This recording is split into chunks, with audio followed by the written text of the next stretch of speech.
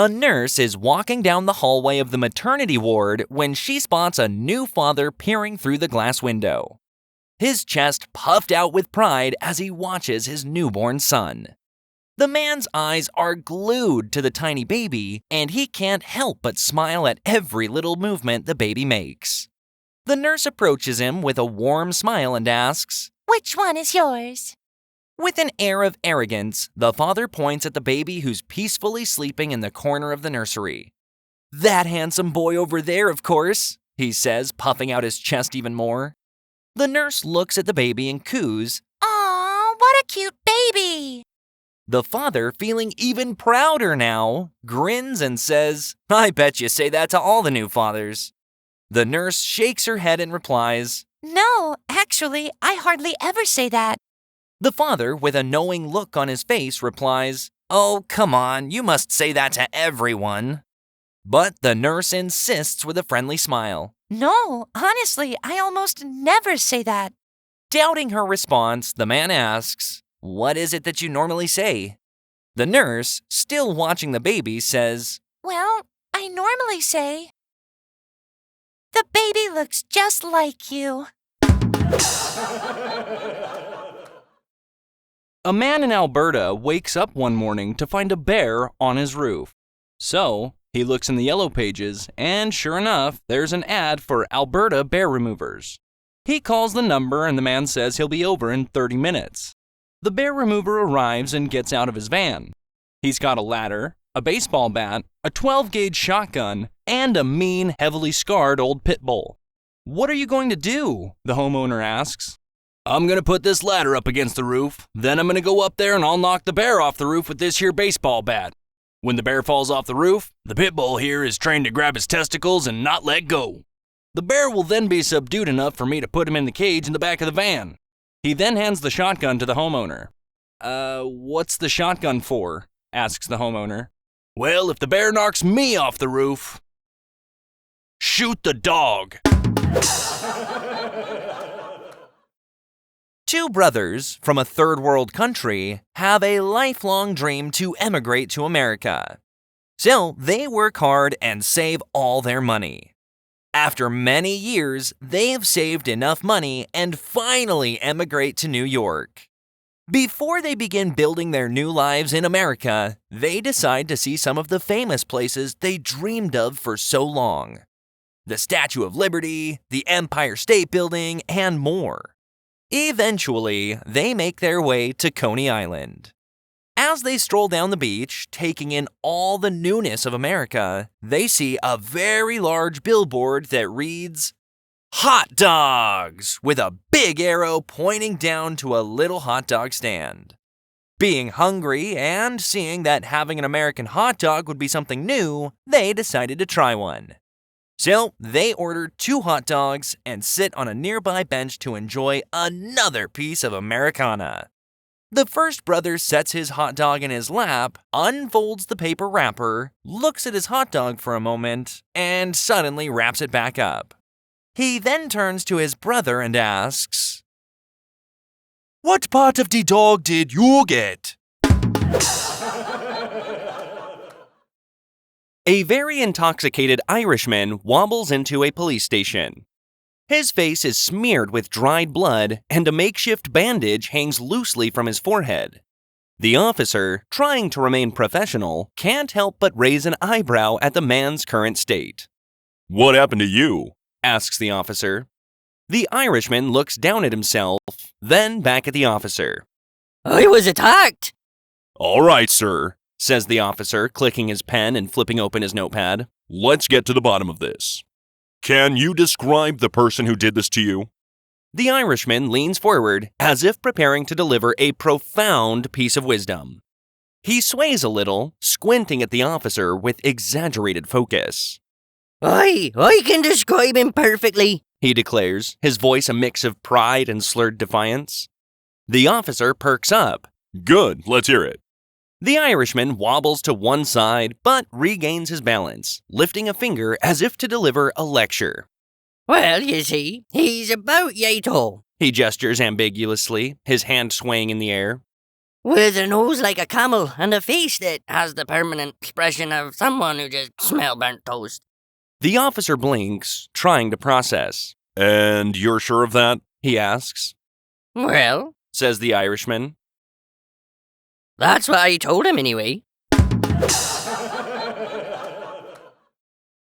As the king reclines on his throne, a guard storms in, dragging a wiry, wide-eyed thief by the collar. The thief clutches a bag that jingles suspiciously with every step. Sire, The guard announces dramatically. I caught this man stealing the royal jewels. What shall I do with him?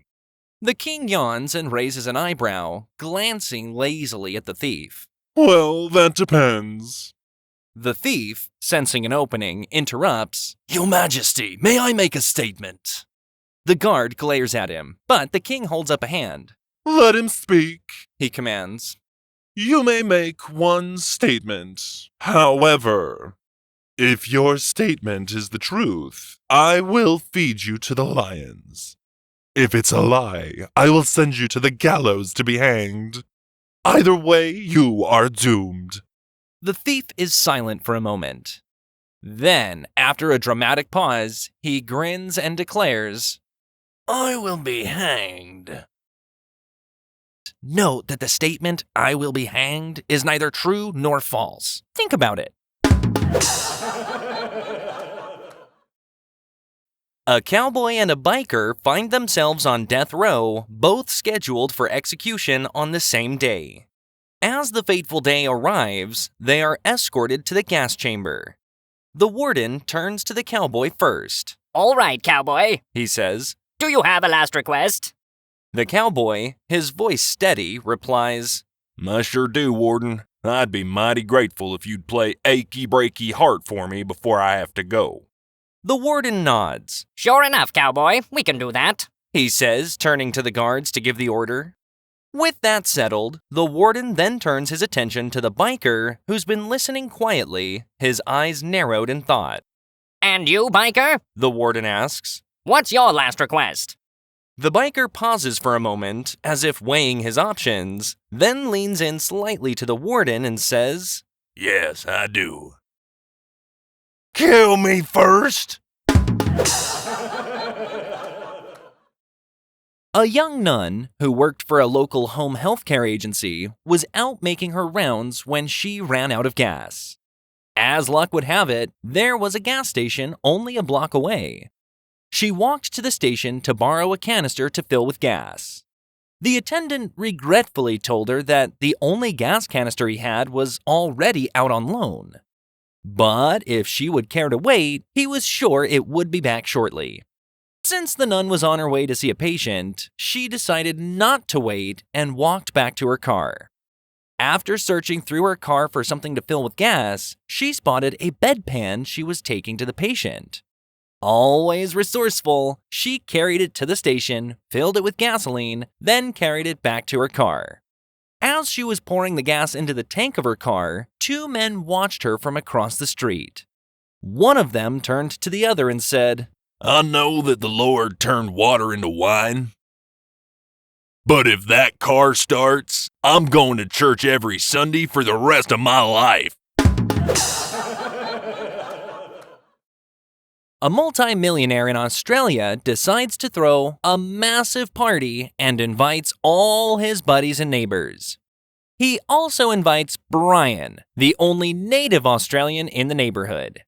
The party is set up around the millionaire's lavish backyard pool.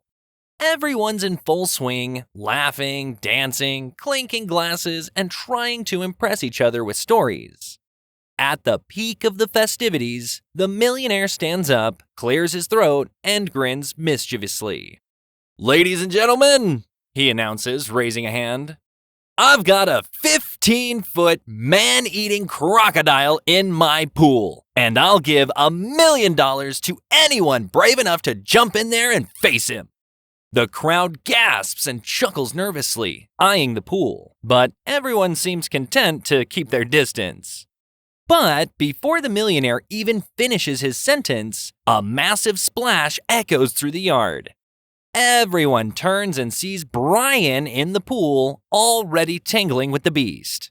In a frenzy of fists, jabs, and splashes, Brian wrestles the crocodile, poking it in the eyes with his thumbs, landing punches, even throwing in a headbutt for good measure. The water churns as if it's boiling, with Brian and the crocodile thrashing and snarling at each other. Finally, after what feels like a lifetime, Brian gets the crocodile in a chokehold and the exhausted beast goes limp.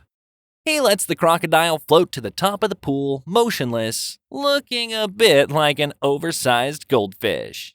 Soaked and worn out, Brian climbs out of the pool, catching his breath as everyone stares at him in shock. The millionaire, in awe, approaches him. "Well, Brian, I guess I owe you $1 million now." Brian waves him off. Nah, mate, don't want it. He says, shaking his head. The millionaire blinks, a bit surprised. "You've got to take something. How about $500,000?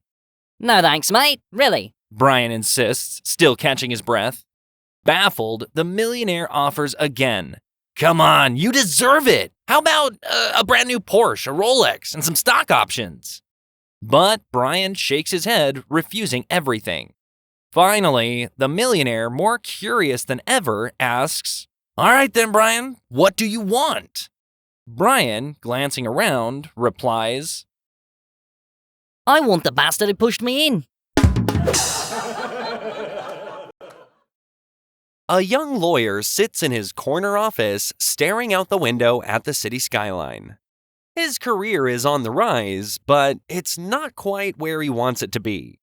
He's ambitious, always wanting more clients, more success, more money. As he taps his pen on his desk, deep in thought, a strange chill sweeps through the room. Suddenly, with a burst of sulfur-scented smoke, the devil himself appears right in front of him. The devil, smiling, leans against the desk and says, "I've got an offer for you. How would you like to make $1 million a year, guaranteed? Your partners will fall in line behind you. Your clients will adore you. Judges will treat you with respect. Oh, and you'll live to be 100 years old. All that time, you'll be in perfect health and look just as good as you do now. Maybe even better."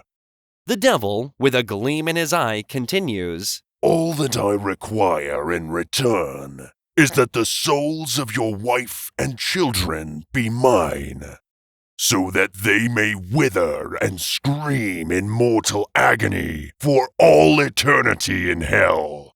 The lawyer leans back in his leather chair, mulling this over.